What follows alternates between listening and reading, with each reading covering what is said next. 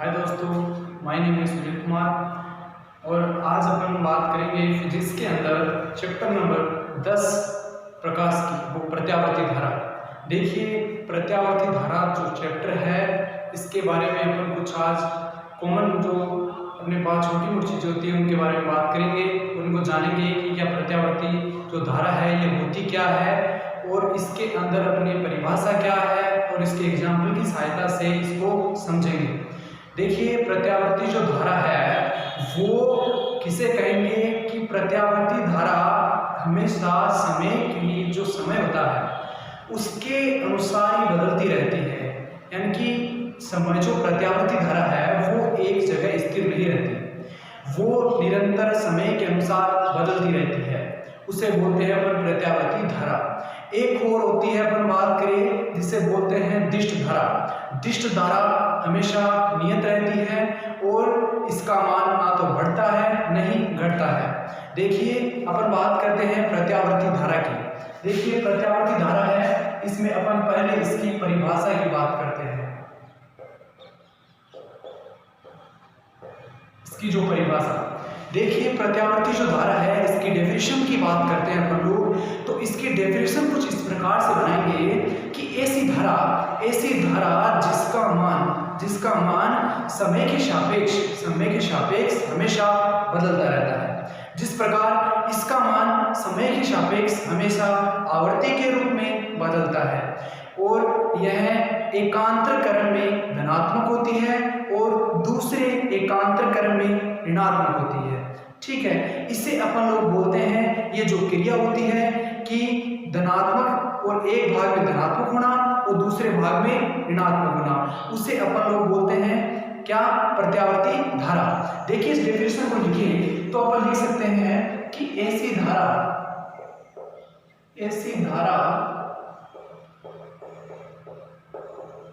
जिसका मान समय के सापेक्ष बदलता है।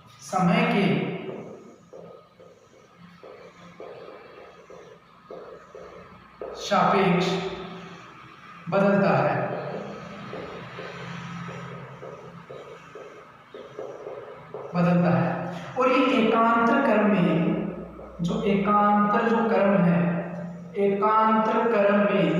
धनात्मक और आधे एकांतर क्रम में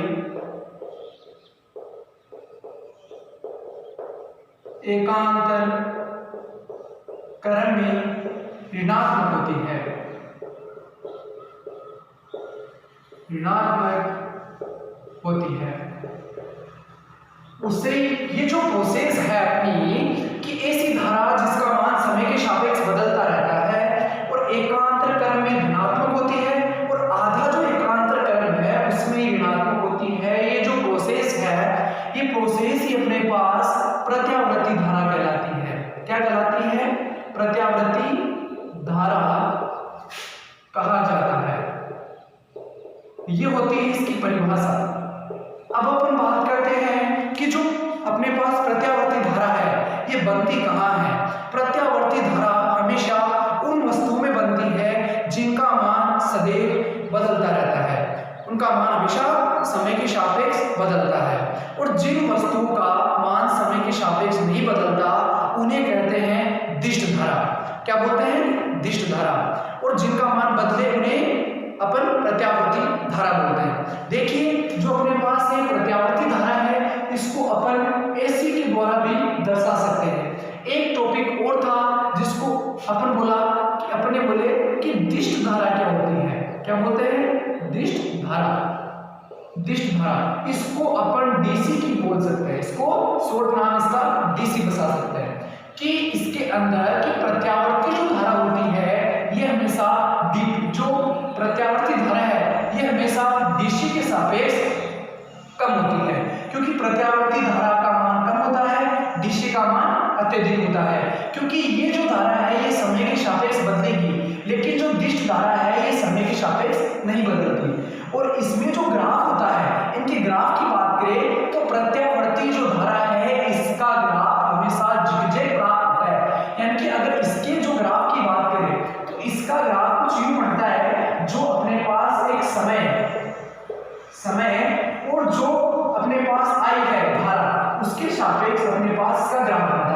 इसका ग्राफ हमेशा एक जिगजैग फॉर्म में बढ़ता है कुछ भी, जिसके अंदर अपना ऊपर का जो हिस्सा है, मतलब अपने कहा कि आधे एकांतर क्रम में धनात्मक होती है, तो ये तो अपने पास क्या हो जाता है, पॉजिटिव हो जाते हैं, क्या पॉजिटिव। और जो नीचे के जो सिरे हैं वो अपने नेगेटिव ले लेते हैं कि आधा मान बढ़ता है घटता है।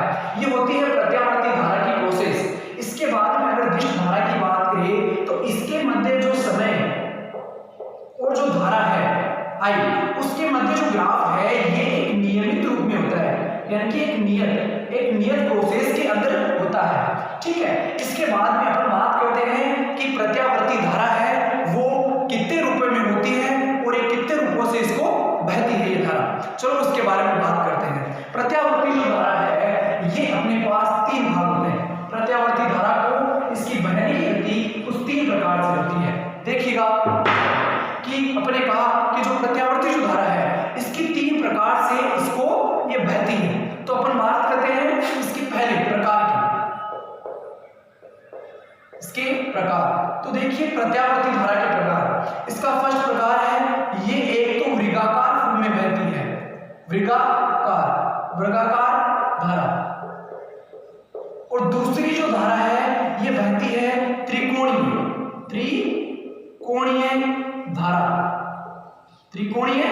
धारा।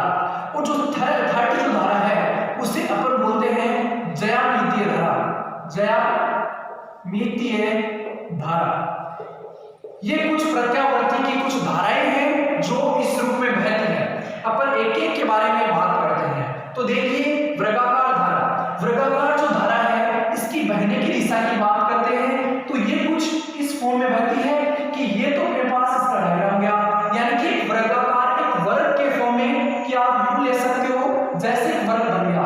तो ये तो अपने पास एक धनात्मक फॉर्म में, मतलब कि ये बढ़ते हुए क्रम में है, प्रत्यावर्ती धारा बढ़ते हुए क्रम में होगी। ऐसे ही ये नीचे की ओर जाएगी तो ये नेगेटिव फॉर्म के अंदर आती है। ठीक है, और फिर ये वापस बढ़ते हुए क्रम में चलती है तो कुछ यूं ये ग्राफ बनाता है तो ये नेगेटिव फॉर्म। तो ऐसे ही प्रत्यावर्ती धारा का ग्राफ बहता है, इसकी जो धारा इस फॉर्म में बहती है। अब अपन बात करते हैं त्रिकोणीय धारा की बात करें तो ये हमेशा एक त्रिकोणीय रूप में बहती है, यानी कि कुछ इस फॉर्म में बहती है, यानी कि ऊपर की ओर जो पॉजिटिव धारा बहती है और जो नीचे की ओर है वो नेगेटिव की ओर धारा बहती है। ये होता है त्रिकोणीय धारा बहने की दिशा। थर्ड बात करते हैं ज्यामितीय धारा। ज्यामितीय जो धारा है ये एक ज्या वक्र होता है, ठीक है, उसके रूप में बहती है, कुछ इस फॉर्म में बहती है ये धारा। इसके अंदर ऊपर की ओर पॉजिटिव चार्ज होता है और नीचे की ओर नेगेटिव चार्ज होता है। ऐसे अपन बात कर सकते हैं। ये होते हैं इसके प्रकार। अब बात करते हैं कि जो प्रत्यावर्ती धारा होती है ये धारा और जो वोल्टता है ये किन किन ऐसे अपने पास मान है जिसपे ये अपना प्रयोग करती है, तो इसके बारे में हम लोग बात करते हैं।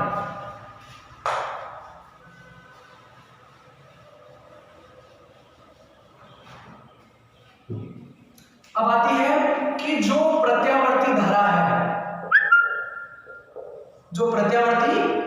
है ये एक तो अपने पास धारा, देखिएगा, एक तो धारा प्लस जो वोल्टता है उस पे अनुसार ये किन किन चीजों पे डिपेंड करती है। तो देखिए इसके अनुसार फर्स्ट होता है अपने पास ताक्षणिक मान,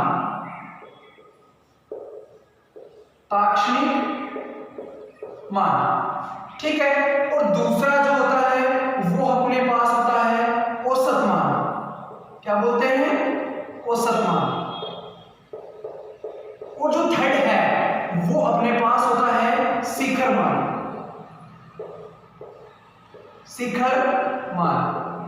ये तीन भाग होते हैं जिसके कारण जो प्रत्यावर्ती धारा होती है उसके कुछ भाग हैं जो बहनेंगे। एक ताक्षणिक मान होता है, एक औसत मान होता है, एक शिखर मान होता है। तो अपन एक एक के बारे में पढ़ते हैं कि ताक्षणिक मान क्या होता है, औसत मान क्या होता है और शिखर मान क्या होता है। तो देखिए अपने पास जो ताक्षणिक मान है इसके बारे में पढ़ते हैं। ताक्षणिक जो मान होता है उसकी परिभाषा की बात करते हैं। इसकी परिभाषा क्या कहती है? तो इसकी जो परिभाषा है ये कहती है कि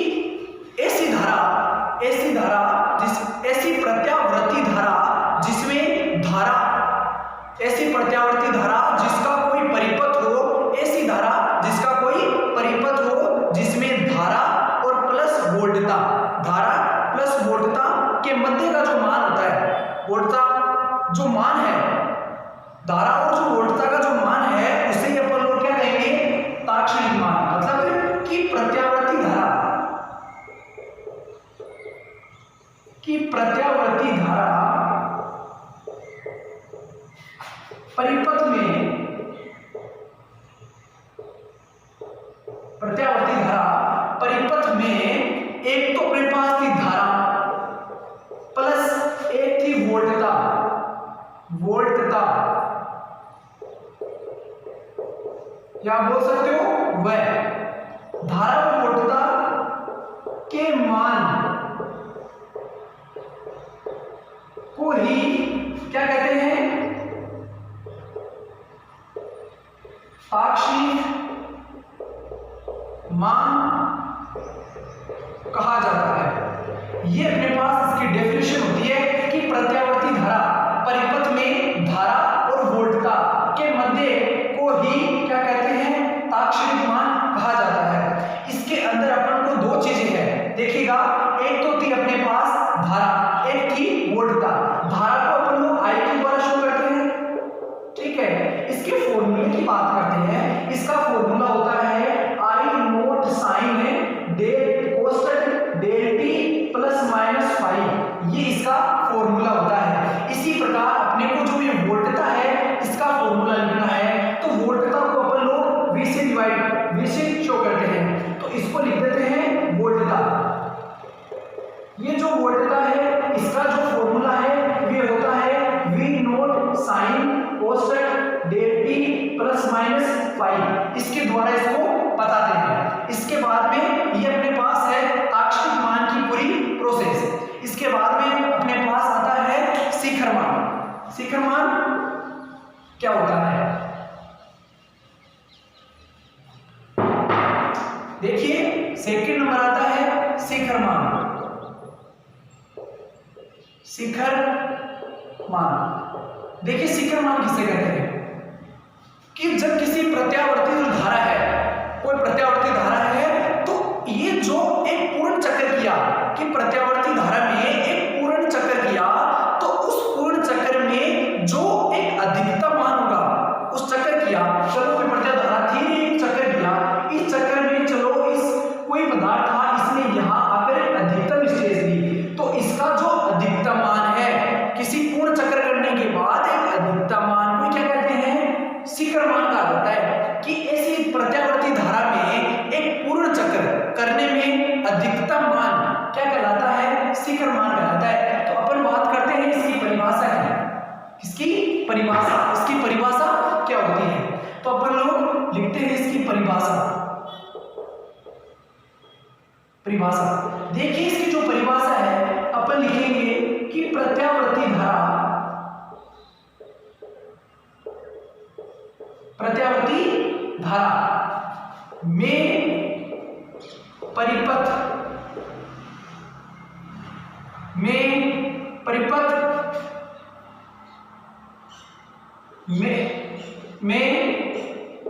एक पूर्ण चक्कर करने में अधिकतम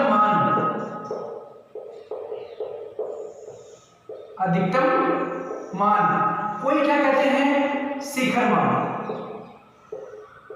शिखर मान कहलाता है। ये अपने पास इसकी परिभाषा हो जाता है। इसके अनुसार भी अपने को वही चीज ध्यान रखनी है कि आई जो धारा है उसका formula I naught sine del T plus minus five show करना है, और जो वोल्टता है वो V naught sine del T और प्लस माइनस फाइव शो करना है। ठीक है, ये चीज अपने को इसके अंदर बतानी होगी ताकि अगले को पता लगे कि इसने पूरा समझाया है। इसके बाद में अपनी जो थर्ड थी वो थी क्या, औसत मान। औसत मान किसे बोलते हैं, यानी कि जो औसत मान है, थर्ड क्या था, औसत मान। औसत मान होता है, इसको आप बोल सकते हो मध्य का मान, मध्य का मान, मध्य का मान।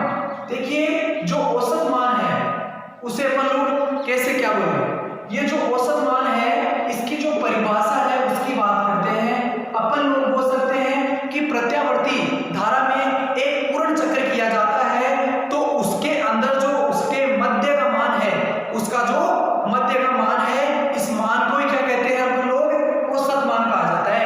कि जो प्रत्यावर्ती धारा, चलो परिभाषा से समझते हैं कि प्रत्यावर्ती धारा, प्रत्यावर्ती धारा में एक पूर्ण चक्र करने में, एक पूर्ण चक्र करने में, एक पूर्ण चक्र करने में अधिक मध्य का मान, मध्य का मान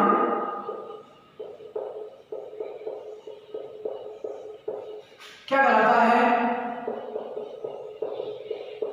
औसत मान कहलाता है। ठीक है, ये जो औसत मान है ये दो कंडीशंस होती है इसकी, आप समझने के लिए। एक तो होता है पूर्ण चक्र के लिए औसत मान होता है और दूसरा होता है अर्ध चक्र के लिए औसत मान। इसके दो भाग हैं, एक तो होता है पूर्ण चक्र के लिए औसत मान,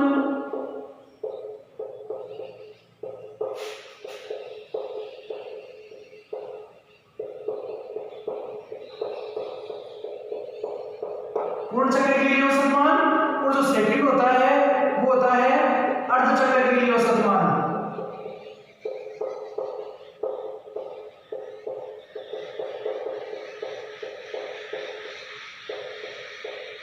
औसत मान, ठीक है। अपन याद करते हैं एक पूर्ण चक्र के लिए औसत मान। देखिएगा पूर्ण चक्र के लिए औसत मान किस प्रकार से निकालते हैं और इसको किस प्रकार से अपन लोग बताते हैं। एक पूर्ण चक्र के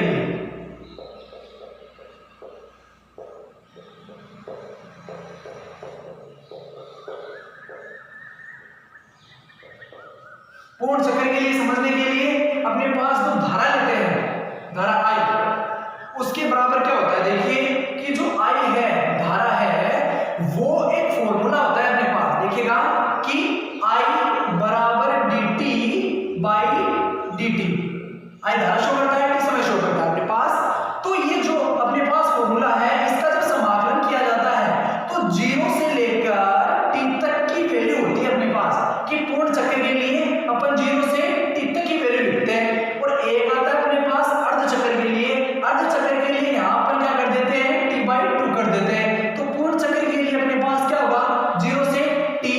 ठीक है, इसके बाद आगे की स्टेज है कि इसका भी आप समाकलन कर दीजिए 0 से t तक का।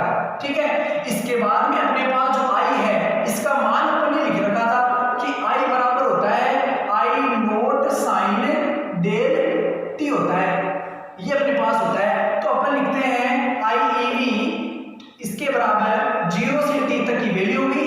i का मान है अपने पास क्या, i naught sine del t, कोष्टक में लिख दिए इस चीज को और बाहर dt आ जाएगा एज इट इज। इसके बाद में 0 से t तक की वैल्यू लेंगे और dt को एज इट इज उतारेंगे। इसके बाद में i ev है, इसका जो मान होगा उसमें से अपन लोग जो i नोट है इसको बाहर निकाल देंगे कोष्टक से। इसको कोष्टक से बाहर निकालते हैं तो हो जाता है कि i नोट और 0 से t तक की वैल्यू होगी और अंदर क्या बच गया, साइन डेल t और dt बाई अपने पास इसका मान बच जाएगा, अपने पास हो जाएगा कि dt। ठीक है, समाकलन कर दिया। इसके बाद में की प्रोसेस है अपने पास कि आगे क्या होगा कि i ev बराबर जो i नोट है इसको ये रखना है, बस ये अंदर का मान चेंज करना है।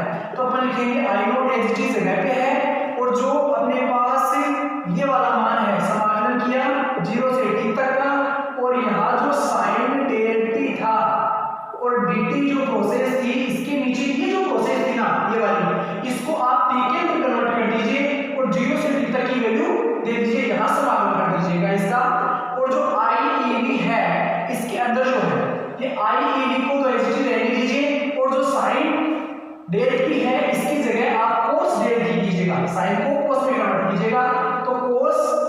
डेल टी बाई अपने पास dt आगे आ जाएगा और नीचे की ओर क्या होगा, जो प्रोसेस है वो आप t से 0 तक की वैल्यू कर दीजिएगा। इसके बाद में अपने पास आता है i बराबर क्या, इतना आ गया समझ में। इसके बाद में आगे लिखेंगे, यहां समझ लीजिएगा आगे कि i ev है। इसके बाद में क्या होगा कि जो i ev है i नोट और नीचे जो इसके अंदर w है प्रोसेस, नीचे w लगाइए और w 0 इसका यहाँ कोई महत्व नहीं है, यहाँ बच रहा है एक w बच रहा है एक t बच रहा है, तो इसके नीचे w और t लिखना है और यहाँ जो cos डेल t है ये जो बच रहा है इसको आप आगे लिख दीजिएगा कि cos डेल t और t से 0 तक की वैल्यू है। इसके बाद में अपने पास आ जाएगा कि i ev बराबर i नोट डेल t। इसके बाद में यहाँ जो cos डेल t है इसका समाकलन लिख देंगे, तो अपन लिखेंगे cos डेल t और एक होता है cos डेल 0। इसके जो मान होंगे वो लिख दीजिएगा i बराबर i नोट डेल t और जो cos डेल t है इसका मान होता है अपने पास 2 पाई, क्या होता है 2 पाई cos डेल 2 पाई और इसकी जगह मान है इसका 0 होता है, तो इसकी जगह पर लिख सकते हैं cos डेल 0। अब इसकी जो वैल्यू होती है वो देखिएगा, इसकी जो वैल्यू है ये फर्स्ट पे है, ये सेकंड भाग है और ये थर्ड है। इसकी जो ये मान है ये लिख सकते हैं कि i बराबर i नोट डेल t और ये जो प्रोसेस है ये 1 by 1 हो जाएगा, cos डेल t 1 और cos 1। इसके जो मान हो जाएगा ये 0 हो जाएगा, तो अपने पास बचेगा क्या कि i ev है ये 0 और यहाँ इधर क्या बच रहा है i नोट डेल t, ये अपने पास बच रहा है। तो ये होता है एक पूर्ण चक्र के लिए क्या अपने पास औसत मान, एक होता है अर्ध चक्र के लिए। अर्ध चक्र के लिए अपने को क्या करना है कि यहाँ पे जो अपने मान लिया है t, इसको t/2 कर दीजिए, आधा मान हो जाएगा और बाकी की जो प्रोसेस है वो अपने पास सेम शो करती है, ठीक है। यहाँ पे आप t/2 कर दीजिएगा और यहाँ t/2 और अपन ने कहा t/2 यहाँ गया और यहाँ था अपने पास t/2, यहाँ t/2 कर दीजिए, यहाँ मान हो जाएगा। तो ये अपने पास कंडीशन शो करनी है, तो ये हो जाएगा